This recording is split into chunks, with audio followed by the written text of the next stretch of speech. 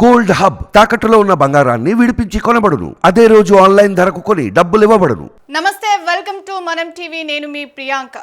So తెలంగాణలో 42 మంది ఐఏఎస్లు బదిలీ అయ్యారు. కానీ కొంతమంది మాత్రం బదిలీ అవ్వడం లేదు. వాళ్ళ అక్రమాల చిట్టా విప్పితే పుట్టలు పుట్టలుగా 1,00,000 కోట్ల స్కామ్లు చేసినటువంటి వ్యక్తులు కూడా ఉన్నారు. సో అందులో ముఖ్యమైన వ్యక్తే నవీన్ మిట్టల్. సో బీహార్కి చెందినటువంటి బీహార్ ముఠా తెలంగాణ రాష్ట్రాన్ని వచ్చి రాష్ట్రాన్ని దోచుకుందనేసి గతంలో రేవంత్ రెడ్డి ప్రతిపక్షంలో ఉన్నప్పుడు చాలా విమర్శలు చేశారు. కానీ ప్రస్తుత పరిస్థితుల్లో ఆయనపై ఎలాంటి చర్యలు తీసుకోవట్లేదు. సో చర్యల వరకు ఏంది, కనీసం బదిలీ. ఆయన ఏదైతే సీసీఎల్ఏ కమిషనర్గా ఉన్నారో సీసీఎల్ఏలో అక్రమాల అడ్డాగా మారిపోయినటువంటి పరిస్థితి. నవీన్ మిట్టల్ ఏ చిన్న ఫైల్ అయినా ఆయన ముందుకు వెళ్ళాల్సిందే. అసలు కేసు ఏంటి, వివాదం ఏంటి, సమస్య ఏంటి ఆయనకు తెలవాల్సిందే.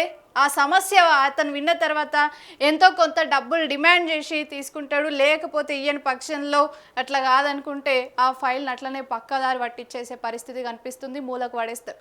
అయితే ప్రధానంగా నవీన్ మిట్టల్ ఈ పేరు చాలా సంచలనం. ఈయన ఎవ్వరు టచ్ చేయలేరు, టచ్ చేసి చూస్తే మాడిపోతారు అనే విధంగా ఆ పొలిటీషియన్స్ అయితే వ్యవహరిస్తూ ఉంటారు. ఎందుకంటే ఆయన ఎన్ని అక్రమాలు చేసినా, అవి ఎన్ని వెలుగులోకి వచ్చినా, ఎన్ని మీడియా సంస్థలు ఈయన పైన కథనాలు ప్రచురించినా కానీ స్పందించే నాదుడు ఉండడు, పట్టించుకునే వారే ఉండరు. సో అటు గతంలో ఉన్నటువంటి బీఆర్ఎస్ ప్రభుత్వం కూడా నవీన్ మిట్టల్ని చూసి చూడనట్టు వదిలేసింది. ఆయనకు ఇటు సీసీఎల్ఏ కమిషనర్గా కూడా రెవెన్యూ అధికారిగా బాధ్యతలు అప్పగించింది.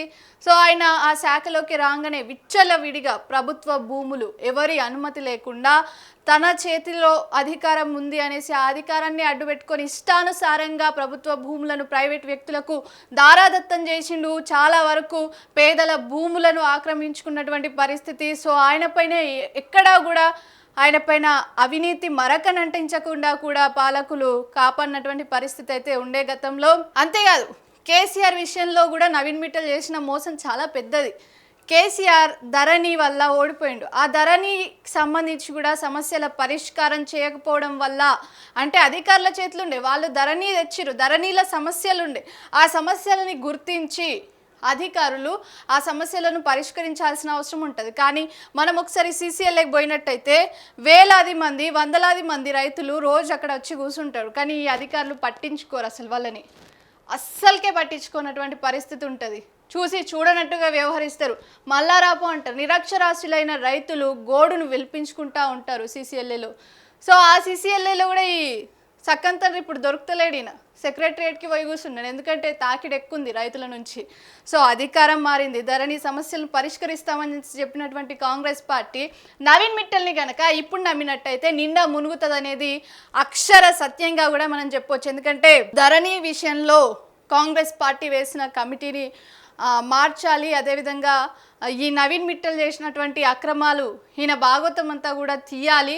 సో ఎంతటి వేస్ట్ వరస్ట్ క్యాండిడేట్ అంటే, ఎంతటి వరస్ట్ ఐఏఎస్ ఆఫీసర్ అంటే, ఐఏఎస్లకి ఈయన ఒక మచ్చ. హైదరాబాద్కి సంబంధించి చుట్టుపక్కల ఉన్నటువంటి ప్రాంతాల్లో ఇటు ఔటర్ రింగ్ రోడ్ తర్వాత వట్టినాగులపల్లి కానివ్వండి, మియాపూర్ కానివ్వండి, ఇక షేర్లింగంపల్లి అవతల కానివ్వండి, ఇట్లా ఎకరాల భూములను ప్రైవేట్ వ్యక్తులకు అమ్మేసిండు ఎవరి పర్మిషన్ లేకుండా. సో అప్పుడున్నటువంటి గవర్నమెంట్ కూడా చూడనట్టు వ్యవహరించింది. సో ఇప్పుడున్నటువంటి గవర్నమెంట్ కూడా అసలు పట్టించుకోవట్లేదు. దీంతో అయితే ఈ అధికారులు చేయడం వల్ల పెద్ద సమస్య వచ్చి పడుతుంది ప్రభుత్వానికి. 42 మంది ఐఏఎస్లను బదిలీ చేసిరు. మరి ఇట్లాంటి అవినీతి పరులను ఎందుకు బదిలీ చేయరు, వీళ్ళపైన ఎందుకు చర్యలు తీసుకోరు అనేసి కూడా తెలంగాణ ప్రజానిక ప్రశ్నిస్తూ ఉంది.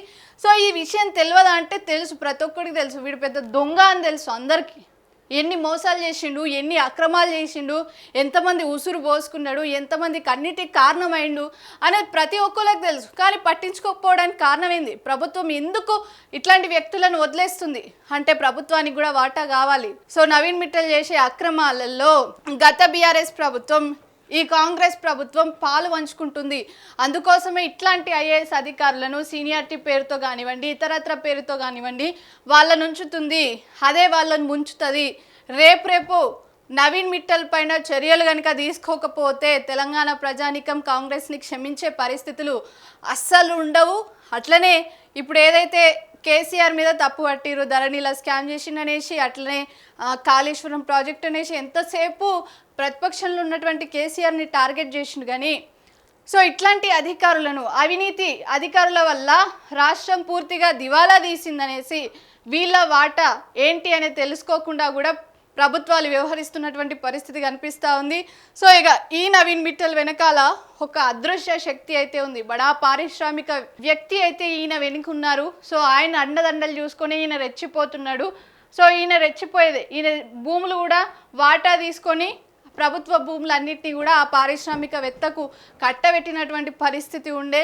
సో ఆయన ఎవరో కాదు, mega Krishna Reddy Naveen Mittal వెనుకున్నాడు.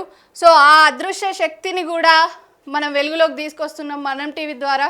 So mega Krishna Reddy పైన విచారణలు జరిపించాలి ఇప్పుడున్నటువంటి కాంగ్రెస్ ప్రభుత్వం. అదేవిధంగా ఇటు మై హోమ్కి సంబంధించి కూడా వాటి సంస్థలపైన కూడా విచారణ జరిపించాల్సిన అవసరం ఉంటుంది. ఆ తర్వాత ఇట్లాంటి అవినీతి పరులైన ఇంత హీనమైన ఆఫీసర్లు ఇట్లాంటి వారి విషయంలో కూడా చూడాల్సి ఉంటుంది. ఎందుకంటే ఇప్పుడు మనం ఆమ్రపల్లికి చూసినాం, 5 పోస్టులు ఇచ్చిండు రేవంత్ రెడ్డి. సో ఒక్కొక్కరికి 5 బాధ్యతలను అప్పగించారు, 5 శాఖలను కట్టబెట్టారు.